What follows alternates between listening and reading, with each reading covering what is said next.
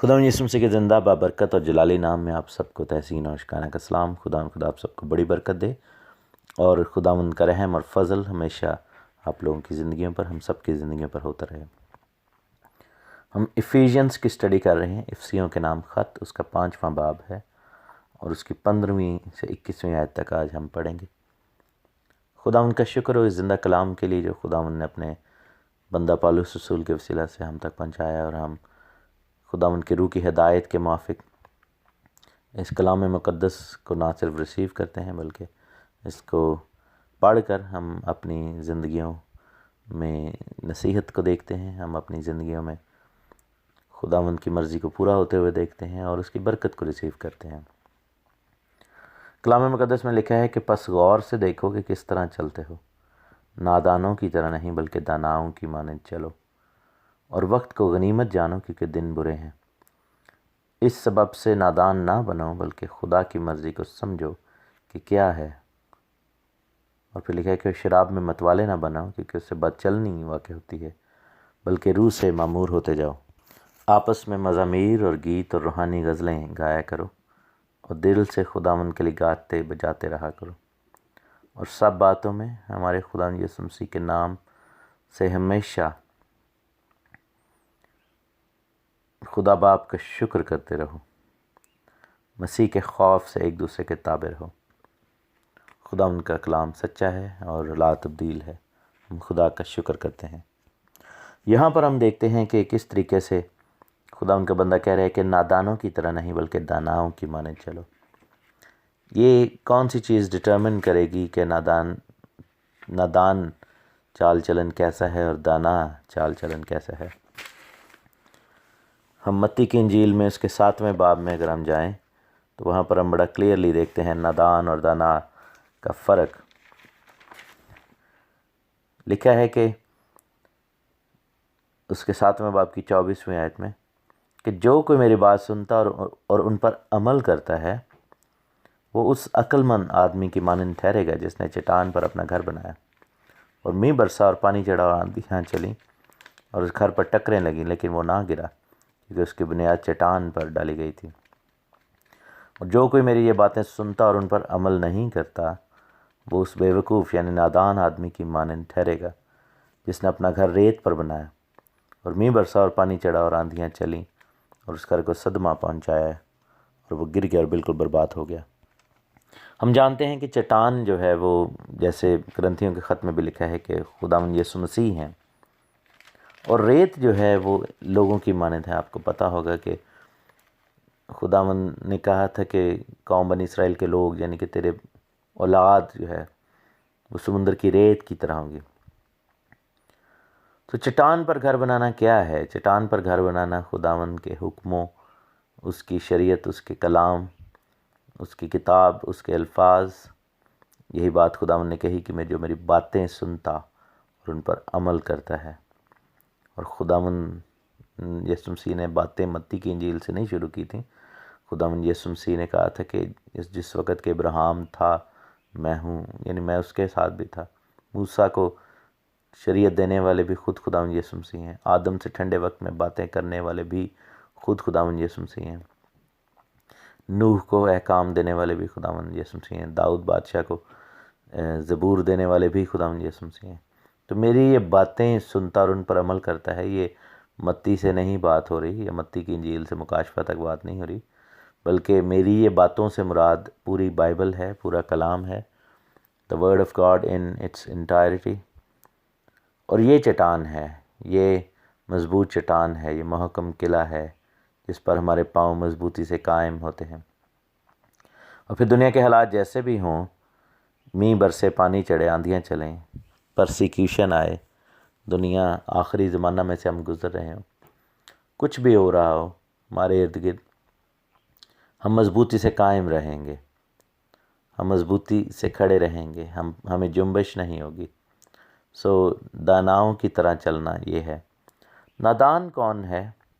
جو ریت کے اوپر اپنا گھر بنائے۔ ریت کے اوپر کیسے بنائے گا؟ ریت جو ہے وہ لوگوں کو ظاہر کرتی ہے۔ مین میڈ لاز جو ہیں، مین میڈ ٹریڈیشنز، انسانی تعلیمات، انسانی احکامات، انسان کے بنائے ہوئے جو ہے روایات، انسان کی بنائی ہوئی چیزیں، وہ دن جو انسان نے مقرر کیے ہیں، وہ عیدیں جو انسان نے مقرر کی ہیں. بہت سارے لوگ جب کہتے ہیں کہ جی یہ ہمارے باپ دادا ایسے کرتے تھے، تو باپ دادا تو ہمارے ان کے جو باپ دادا تھے وہ تو یا تو ہندو تھے یا سکھ تھے یا پھر مسلمان تھے. تو ہم سارے ہی جو ہے اگر باپ دادا کو دیکھنا شروع کر دیں گے تو ہمارے باپ دادا تو غیر قوم کے تھے جنہوں نے کسی ٹائم پہ نزدیک یا دور کے ماضی میں جو ہے وہ خدا ان کو قبول کیا. سو باپ دادا کے اوپر تو نہیں چلنا نا. باپ دادا گناہ میں بھی تھے، باپ دادا نے اور بھی بہت کچھ کیا، لیکن ہمیں خدا یہوہ پاک خدا کے حکموں کو ماننا ہوگا. یسوع مسیح جو ہماری چٹان ہے اس کے اوپر اپنے گھر کو مضبوطی سے قائم کرنا ہے، اور ان کے اوپر اس لیے کہ کلام مقدس، زندہ کلام، زندہ شریعت خود خدا یسوع مسیح ہیں. سو واپس چلتے ہیں. لکھا ہے کہ نادانوں کی طرح نہیں بلکہ داناؤں کی مانند چلو. مینس کے حکموں کو توڑتے ہوئے نہیں، خداوند کے کلام کی نافرمانی کرتے ہوئے نہیں، بلکہ داناؤں کی طرح کہ خداوند کے احکام کو مانتے ہوئے چلیں، خداوند کے احکام کی پاسداری کرتے ہوئے چلیں، خداوند کے احکام کو اپنی زندگی میں سجا کر چلیں. جیسا زبور 119 میں آپ پڑھیں تو خداوند کے احکام کو ماننے کی فضیلت اور برکت وہاں پر بڑی کلیئرلی لکھی ہوئی ہے. اور لکھا ہے کہ وقت کو غنیمت جانو کیونکہ دن برے ہیں. This thing can only come with spiritual maturity. روحانی بالیدگی جو ہے، روحانی بلوغت جو ہے، اس کے ساتھ روحانی میچورٹی جو ہے اس کی ساتھ یہ چیز ہمارے اندر آئے گی کہ ہم وقت کو غنیمت جانیں گے. وہ عقل مندی، وہ امتیاز اور وہ سوچ اور وہ دانائی جو خداوند کے پاک روح کے وسیلہ سے ہمیں ملتی ہے، اس سے یہ جو ہے وہ ڈٹرمن ہوگا کہ ہم وقت کو غنیمت کیسے جانیں. ایک چیز یاد رہے کہ دن برے ہیں، بالکل واقعی ہیں، کیونکہ ہم جو ہے وہ ہم اس دور میں رہ رہے ہیں، ہم اس ایج میں رہ رہے ہیں جہاں پر گناہ اور بدی بڑھتی ہی جاتی ہے. اور بائبل کہتی ہے کہ آخری دنوں میں ایسا ہوگا جیسا نوح کے دور میں ہوتا تھا، نوح کے زمانہ میں ہوتا تھا اور نوح کے وقت میں ہوتا تھا. اور آپ یہ دیکھیں کہ اگر دنیا کے اوپر بدی اور بدکاری کا راج ہوا اور گناہ بہت بڑھ گیا، اتنا بڑھ گیا کہ دنیا کو ڈسٹرائے کرنے کا وقت آ گیا، تو ہسٹری میں اگر گناہ کی شدت کو دیکھا جائے تو نوح کا دور ایک ایسا دور تھا جو کہ پیک ٹائم سے مثلا کچھ آبویسلی پیکس تو ہوں گی ایسے کہ جس میں گناہ پوری دنیا میں بڑھ گیا. ایک اگر ظلم کا پیک ٹائم دیکھا جائے تو یسوع مسیح کی صلیب کا واقعہ جو ہے وہ ایک ایسا واقعہ ہے جس میں ظلم کی انتہا ہوئی. اسرائیل کا اسیری میں جانا جو ہے ایک ایسا واقعہ ہے جب ظلم کی انتہا ہوئی، جب خدا کی ہیکل کو ڈسٹرائے کر دیا گیا. So these are the peak moments. اور پیک مومنٹس میں ایک ایسی مومنٹ جو کہ نوح نبی کے ٹائم پہ تھی کہ گناہ بہت زیادہ بڑھ گیا، شاید one of the highest peaks. تو یہی آخری زمانے کے بارے میں خدا یسوع مسیح نے کہا تھا کہ آخری زمانہ ایسا ہوگا جیسا نوح نبی کے دور میں تھا. گناہ بہت زیادہ بڑھ جائے گا، گناہ بڑھ جائے گا تو آزمائش بھی بڑھ جائے گی. اسی لیے ہمیں نادانوں کی طرح نہیں، داناؤں کی طرح چلنا ہے. توبہ اور بپتسمہ کر کے آزمائش بلکہ زیادہ ہو جائے گی. اور اگر چاہتے ہیں کہ آزمائش میں نہ پڑیں اور برائی سے بچے رہیں، جیسا ہم اے ہمارے باپ کی دعا میں بھی کہتے ہیں، تو اس کے لیے طریقہ ہمارے پاس ایک ہے. گناہ کیا ہے؟ یوحنا کے پہلے خط میں لکھا ہے کہ شرع کی مخالفت، شریعت کی مخالفت، شریعت کا توڑنا جو ہے وہ گناہ ہے. تو آزمائش اور گناہ سے کیسے بچے رہیں گے؟ جب ہم خداوند کے خوف میں، تابعداری میں اور حکموں پر عمل کرنے میں زندگی گزاریں گے، تب وقت ہمارے لیے غنیمت ہوگا. اور اس برے دن والے دور میں، جب کہ دن برے ہیں، جب کہ سوچیں بری ہیں، جب کہ خیالات برے ہیں، جب کہ گناہ بھر گیا ہے دنیا میں، تو اپنا دامن بچا کر رکھنا اور سچائی کے ساتھ چلنا جو ہے وہ صرف ایک صورت میں ممکن ہے، وہ ہے تابع داری والی زندگی گزارنا، وہ ہے ہم کہ خداوند کی حضوری میں ہم نیکی کی زندگی گزاریں۔ اور لکھا ہے کہ اسی سبب سے نادان نہ بنو بلکہ خداوند کی مرضی کو سمجھو کہ کیا ہے۔ مرضی کیا ہے خداوند کی؟ کہ ہم نیک بنیں، کیونکہ ہم نے کلام مقدس میں پڑھا ہے یہ بات کہ تم بھی کامل بنو جیسے تمہارا آسمانی باپ کامل ہے، پاک بنو جیسا میں پاک ہوں، خداوند نے خود کہا۔ تو پاکیزگی جو ہے وہ تابع داری کے ساتھ آتی ہے۔ پاکیزگی ناپاکی سے دور رہنے سے آتی ہے، پاکیزگی حکموں کو نہ توڑنے سے آتی ہے۔ اور پھر لکھا کہ شراب میں متوالے نہ بنو کیونکہ اس سے بد چلنی واقع ہوتی ہے، یعنی کہ لوگوں کو دنیا داری سے باز رہنے کی تلقین کی گئی ہے۔ شراب کے اندر متوالے نہ ہونے کی تلقین کی ہے، کیونکہ شراب جو ہے ایک ایسا ٹول ہے کہ جس کو یوز کر کے آپ اپنے حواس جو ہے وہ کھو دیتے ہیں۔ اس کو آپ فزیکلی بھی لے سکتے ہیں، لٹرلی بھی لے سکتے ہیں، اور روحانی طور پر بھی لے سکتے ہیں کہ ایسی کوئی بھی چیز جو آپ کو حواس باختہ کر دے، آپ کے حواس پر چھا جائے، آپ کے جو سینسز ہیں ان کو معطل کر دے تھوڑی دیر کے لیے، آپ کی سینسز کو جو ہے وہ اوورکم کر جائے، تو وہ چیزیں ٹھیک نہیں ہیں۔ متوالا ہونا کسی بھی طریقے سے ٹھیک نہیں ہے۔ سو پالوس رسول نے کہا کہ ہم ہر وقت جو ہے وہ اپنے کنٹرول میں رہیں۔ سیلف کنٹرول جو ہے، سیلف اویئرنیس جو ہے وہ بہت ضروری ہے، کیونکہ جیسے شراب ایک ایسا ٹول ہے کہ جب آپ کے حواس پر چھا جائے تو آپ کو پھر اچھے برے کی تمیز نہیں رہتی، اور انسان گناہ اور بدی میں گر سکتا ہے، کیونکہ اٹ سیلف جو ہے وہ ایک ایسی سچویشن میں آپ پڑ چکے ہوتے ہیں کہ آپ کے ڈیفینسز لو ہو چکے ہوتے ہیں، اور ابلیس آپ کے خلاف کچھ بھی کر سکتا ہے، آپ کو کسی بھی طریقے سے آزما سکتا ہے، اور گناہ در گناہ جو ہے وہ واقع ہو سکتا ہے۔ اس لیے کہا کہ متوالے نہ بنو کیونکہ بد چلنی واقع ہوتی ہے۔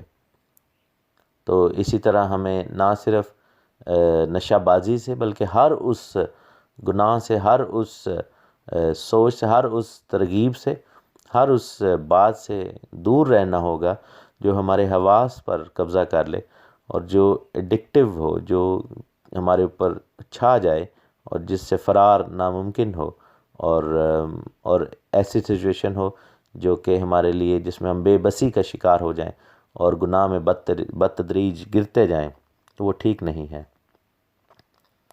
اس کا حل کیا ہے؟ لکھے کہ روح سے معمور ہوتے جاؤ۔ سو پاک روح جو ہے وہ اس کا حل ہے، چیزوں کا حل پاک روح ہے۔ خداوند کے کلام کے اندر جب ہم دیکھتے ہیں تو حل پاک روح ہے۔ خداوند کا نام عزت اور جلال پائے، خداوند کا نام اونچا کیا جائے، اور خداوند کا روح مانگیں۔ اور آپ کو معلوم ہوگا کہ جب پاک روح آیا اور شاگردوں نے دعائیں شروع کر دیں، اور جب وہاں پر خدا کا جلال نظر آیا تو انہوں نے کہا کہ پہر دن چڑھے ہی جو ہے یہ نشے میں ہیں شاید۔ تو جیسا تم سمجھتے ہو، پطرس نے جب بات کی تو لوگوں نے ٹھٹھا مار کر کہا کہ یہ تو تازہ مے کے نشہ میں ہے، اور پطرس نے کہا کہ جیسا تم سمجھتے ہو نشہ نہیں ہے، کیونکہ ابھی تو پہر ہی دن چڑھا ہے۔ اور پھر جب روح کی ہدایت میں حنا نے دعا کی تھی تو ایلی کاہن نے جب آ کر دیکھا تو اس کو لگا کہ شاید یہ نشہ میں ہے۔ تو روح کا جو کام ہے وہ ایسا ہی ہے میرے عزیزو، روح کے اندر بے خودی، روح کے اندر ڈوب جانا، روح کے اندر روحانی نشہ جو ہے وہ جسمانی نشے سے درجہ ہا بہتر ہے۔ اور ہم دیکھتے ہیں خدا کا کلام ہمیں یہ بتا رہا ہے کہ روح میں معمور ہو جاؤ، بھر جاؤ، اور روحانی آدمی روحانی چیزوں کی فکر میں رہتا ہے، اور جسمانی آدمی جسمانی چیزوں کی فکر میں رہتا ہے۔ اور لکھے کہ آپس میں مزامیر، گیت اور روحانی غزلیں گایا کرو، اور دل سے خداوند کے لیے گاتے بجاتے رہا کرو۔ پرستش جو ہے وہ اس کا نشہ آپ کریں، دنیاوی چیزوں کا نہیں، پرستش کے اندر ڈوب جائیں۔ پرستش گیتوں، غزلوں، روحانی زبوروں، اور زیادہ سے زیادہ پرستش کو اپنی زندگی میں موقع دیں، اور اس سے زیادہ سرشاری آپ کو میسر ہی نہیں ہوگی۔ پرستش کے دوران جو آپ کو ایک آپ کی تشنگی دور ہوگی، آپ کو جو وہاں پر ایک برکت ملے گی، اور جس طرح سے آپ کے معموری ہو جائے گی، وہ آپ کو دنیا کی کوئی بھی شراب یا دنیا کی کوئی بھی نشہ آپ کو نہیں دے سکتا۔ اور لکھا ہے کہ ہم سب باتوں میں خداوند یسوع مسیح کے نام سے ہمیشہ خدا کا شکر کرتے رہو، اور مسیح کے خوف سے ایک دوسرے کے تابع رہو، ایک دوسرے کے تابع رہیں، اور ہر شخص دوسرے کا تابع ہو۔ ہم میں سے کوئی بھی ایسا نہیں دعویٰ کر سکتا کہ جی میں سب کے اوپر لیڈر بنا کر بھیجا گیا ہوں، کیونکہ ہم سب کے لیڈر جو ہیں، ہم سب کے سب کا جو کہہ لیں کہ مالک ہے ہمارے اوپر، جو بادشاہ ہیں، وہ خود خداوند یسوع مسیح ہیں۔ اور آپ کو معلوم ہوگا کہ جب بنی اسرائیل نے اپنے لیے بادشاہ مانگا تھا تو خداوند کو یہ بات کتنی بری لگی تھی۔ آپ نے اور ہم سب نے یہ کرنا ہے کہ مسیح کے نام سے خدا کا باپ کا شکر کرتے رہیں، اور ایک دوسرے کے تابع رہیں، خدا کے خوف میں رہیں، دنیاوی نشوں میں نہیں بلکہ پاک روح کے نشے میں ہوں، دعائیں، التجائیں، مناجاتیں، گیت، زبور، روحانی غزلیں، اور یہ سب کچھ، اور خدا کے حکموں پر عمل کرتے رہیں۔ یسوع مسیح ناصری کے نام کی تعریف ہو، آمین۔